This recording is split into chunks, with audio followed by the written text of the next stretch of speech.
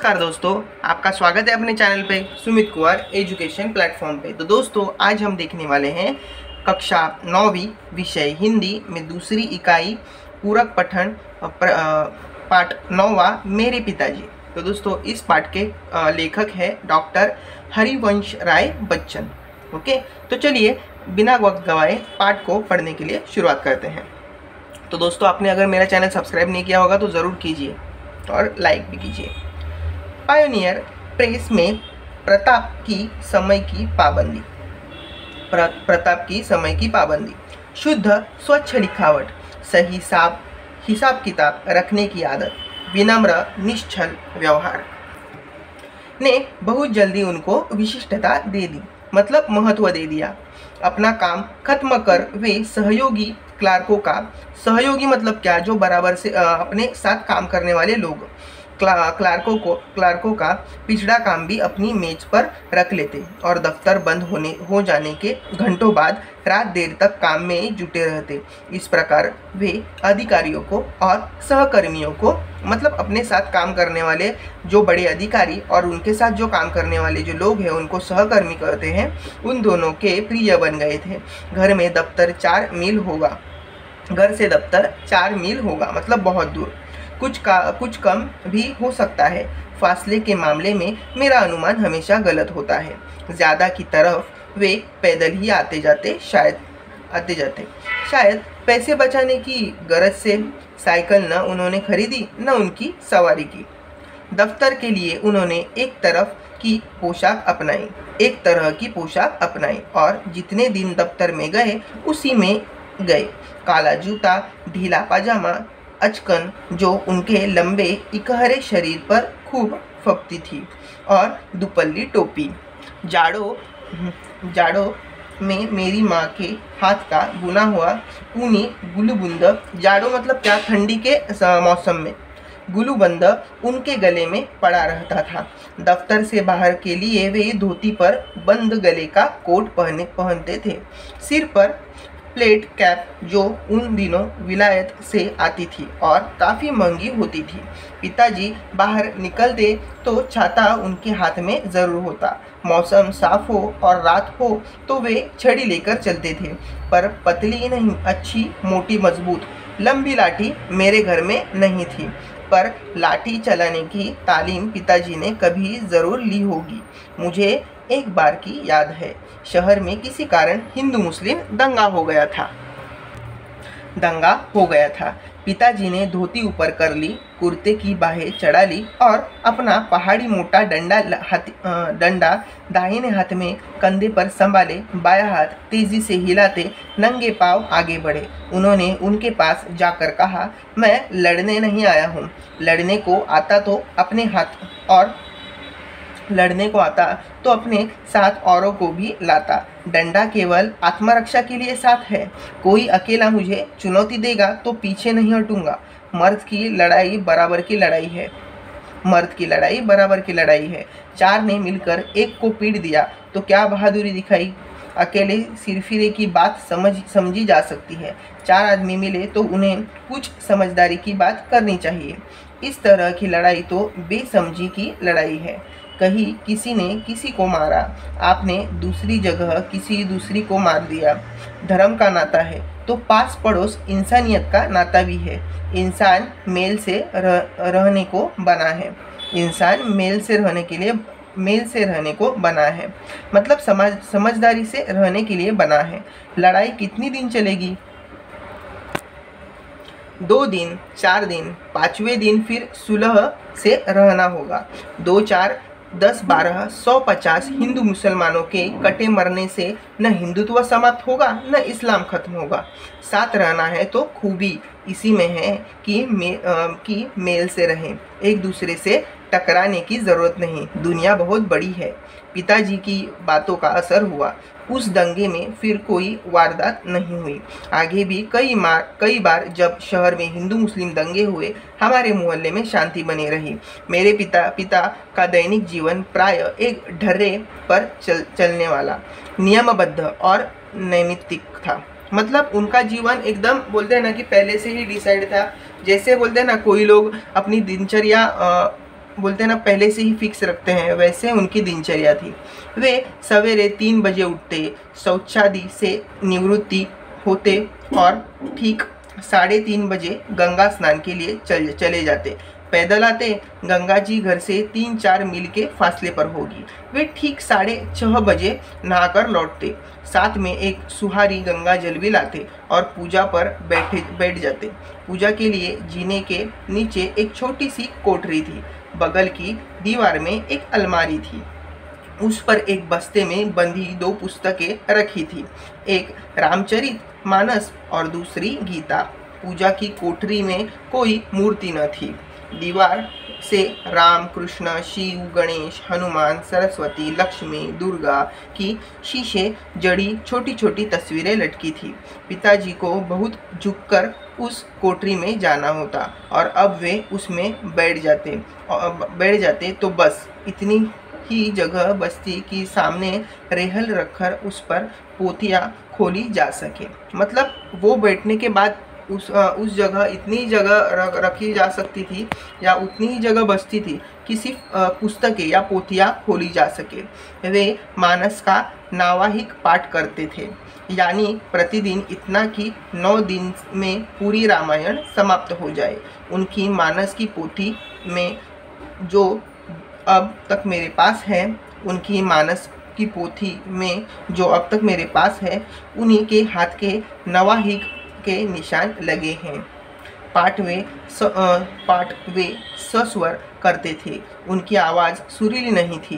गाते मैंने उनको कभी नहीं सुना, पर उनका स्वर साफ, सप्राण और लयपूर्ण था और कोठरी से निकली उनकी आवाज़ सारे घर में गूंजती थी। आवाज़ की पहली स्मृति मुझे उन्हीं के मानस पाठ के स्वर की है और जब तक मैं उनके साथ रहा, प्रतिदिन उनके पास का स्वर मेरे कानों में गया। मैं कल्पना करता हूँ कि सॉरी मैं जन्म के पहले दिन से ही मैंने उनका पाठ स्वर सुनना शुरू कर दिया होगा। सॉरी पूजा की कोठरी के सामने दालान के एक सिरे पर बनाई जाती थी। राधा बताया करती थी कि जब मैं बच्चा था तब चाहे कितनी ही रोता क्यों न हूँ, जैसे ही मेरा खटोला पूजा की कोठरी के सामने लाकर डाल दिया जाता था, पूजा की कोठरी के सामने लाकर डाल दिया जाता था, मैं चुप हो जाता था, जैसे मैं भी पिताजी का मानस पाठ सुन रहा हूँ। मेरी माता तथा परिवार के अन्य लोग इसमें मेरे पूर्व जन्म के धार्मिक संस्कार की कल्पना करते थे। अब मैं ऐसा समझता हूँ यह मेरे पिताजी के स्वर की लिफ्ट या लय थी जो मुझे शांत कर देती थी। इतना मैं ज़रूर मानता हूँ कि इन श्रवण संस्कारों ने उस समय अद्भुत रूप से मेरी सहायता की होगी जब मैं गीता को जनगीता का रूप दे रहा था, अवधी भाषा में, मानस की शैली में। अज्ञात रूप से मेरे अवचेतन और ज्ञान रूप से मेरे चेतन की शिरा मानस की ध्वनियों से भीगी हुई थी। पिताजी मौन रहकर गीता पढ़ते थे, शायद चिंतन करने की दृष्टि से। मानस में वे बहा करते थे। संस्कृति का उन्हें साधारण ज्ञान था। मानस में आए संस्कृत अंशों को वे शुद्धता और सुस्पष्टता से पढ़ते थे, पर संस्कृत से वह उच्चारण सुख अनुभव न करते थे। जो अवधि से कविता स्वर पढ़ने का मुझे भी शौक है। कविता सस्वर पढ़ने का मुझे भी शौक है। ब्रज और अवधि की कविता में घंटों पढ़ सकता हूँ। मानस का तो सस्वर अखंड पाठ में मैंने कई बार किया है, पर मानस की बात ही और है। खड़ी बोली की कविता में घंटे भर भी पंडू कविता में घंटे भर भी पढ़ूँ तो मेरी जीभ ऐंठने लगती है। उर्दू के साथ यह बात नहीं है। खड़ी बोली कविता ने कहते हुए खेद होता है, मानस की सूक्ष्म शिराओं को अभी कम ही छुआ है। वह जीवन में उठी हुई कम लगती है। कोश से उतरी हुई अधिक कारणों पर यहाँ न जाऊंगा। पूजा से पिताजी ठीक 8:30 बजे उठते। उस समय तक मेरी माताजी भोजन तैयार कर देती। वे रसोई में बैठकर भोजन करते और कपड़े पहन 9 बजते बजते दफ्तर के लिए रवाना हो जाते। किसी किसी दिन ऐसा भी होता कि किसी कारण भोजन समय पर तैयार न होता। पिताजी को बहुत गुस्सा आता। माँ कांपने लगती, पर गुस्सा निकालने का समय भी उनके पास न होता। वे जल्दी जल्दी कपड़े पहनते और बगैर खाए दफ्तर के लिए चल पड़ते। अपनी 35 वर्ष की नौकरी में वे कहा करते थे कि एक दिन वे दफ्तर देर से नहीं पहुँचे, एक दिन भी वह दफ्तर देर से नहीं पहुँचे। मेरी माताजी जल्दी जल्दी पूरियाँ बनाती और एक डिब्बे में खाना रखकर मोहल्ले के किसी आदमी से दफ्तर भिजवाती, और जब तक आदमी मेरे पिताजी को खाना खिलाकर वापस न आ जाता, वे भोजन न करती। जब कोई जाने वाला न मिलता तो उनका भी दिन भर का उपवास होता था। घर की 3 बूढ़ियाँ, राधा, मेरी दादी और महारानी की बातें सुनने को ऊपर से मिलती। घर की 3 बुढ़िया कौन? राधा, मेरी दादी और महारानी की बातें सुनने को ऊपर से मिलती थी। मेरी माँ न खाती तो वे कैसे खाती, पर अपनी भूख का गुस्सा वे दिन भर माँ पर उतारती रहती थी। पिताजी के दफ्तर से लौटने का कोई ठीक समय नहीं था। नौकरी के प्रारंभिक वर्षों में, मतलब शुरुआती के वर्षों में, वे प्राय देर से लौटते थे, 8-9 बजे, इससे भी अधिक देरी से, और खाना खाकर सो जाते थे। बात को जब कुछ जल्दी आने लगे तो खाना खाने से पहले कुछ देर पढ़ते, कभी खाना खाने के बाद भी, और कभी तो घूमने निकल जाते। सुबह गंगा स्नान में आने जाने के 8 मील, दिन को दफ्तर आने जाने के 8 मील, यानी कुल 16 मील चल लेने पर भी उनकी चलास तृप्त नहीं होती थी और रात को भी 2-3 मील घूम फिर आने को वे तैयार रहते थे। तभी तो मैं कहता हूँ कि उन्हें चलने का मर्ज था। सबसे अचरज की बात यह थी कि रात को चाहे जितनी देर से सोए, उठते वे सुबह 3 ही बजे थे। उनका कहना था कि नींद लंबाई नहीं गहराई मांगती है, यानी कम घंटों की भी गहरी नींद ज़्यादा घंटों की हल्दी नींद का काम कर देती है। उनके इस फार्मूले के प्रति विश्वास ने मुझे अपनी नींद पर कितना अत्याचार कराया है, इसे सोचकर कभी कभी मैं कहता हूँ कि जब मैं मरूँ तो मुझे 7-8 दिन तक यो ही पड़े रहने देना। इस असंभव की कल्पना भर सुखद है, क्योंकि मुझे अपने जीवन की बहुत सी रातों की नींद पूरी करनी है। समय की पाबंदी की जो उत्कटता उन्होंने अपनाई थी, उनके निभाने के लिए घर के लोगों का सहयोग आवश्यक था। उन्हें सेंस ऑफ टाइम्स, वक्त का अंदाज देने के लिए पिताजी ने अपनी नौकरी के पहले वर्ष में एक आराम घड़ी खरीदी और लाकर दालन की टिकोनिया पर रख दी।